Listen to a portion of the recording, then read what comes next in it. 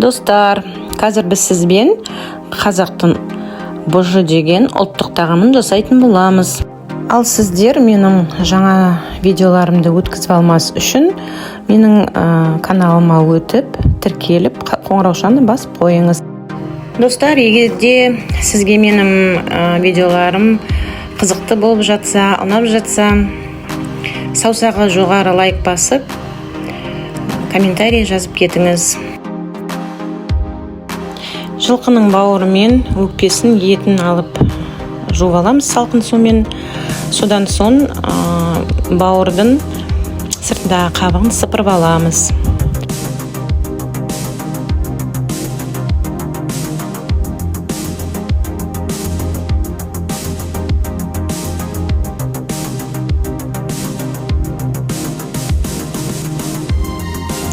Енді барлығын ет тартқышымызға сиятындай қылып ұсақ тураймыз да ет тартқышымыздан өткіземіз.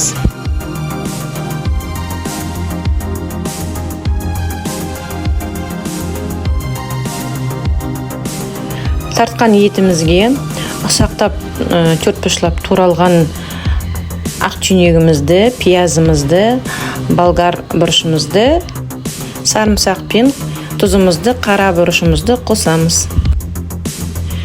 Алдын ала қойдың қырық-қыртпармен тас қарынын, лимон шырын қосқан салқын суға салып қоямыз.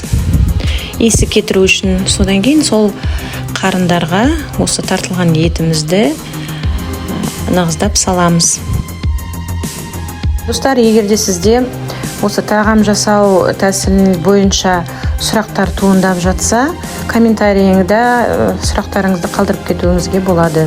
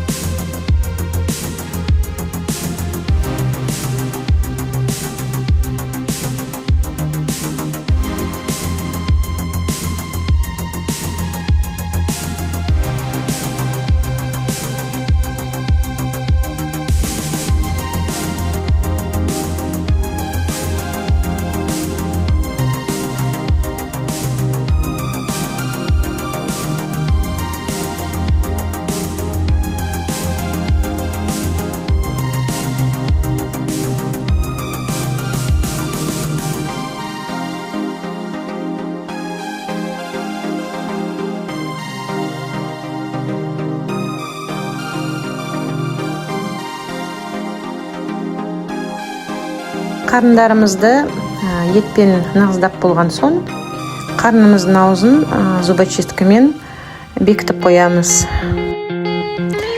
Қайнап тұрған суымызға бұжымызды саламыз.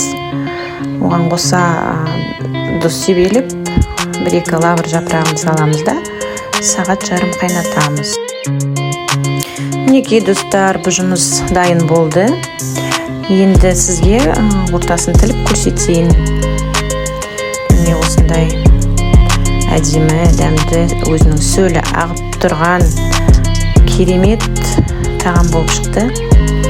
Пісіріп көруіңізге кеңес берем. Өйткені жылқының етімен, қойдың қарынның, ақ түйнек пен болгар бұрышының, оған қоса сарымсақтың дәмі өте керемет, тіл үйірер дәм береді. Міндетті түрде пісіріп көріңіз, еш өкінбейсіз.